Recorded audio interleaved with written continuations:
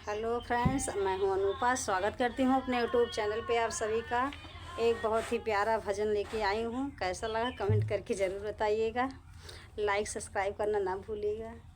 Please ढेर सारा प्यार दुलार आशीर्वाद दीजिएगा।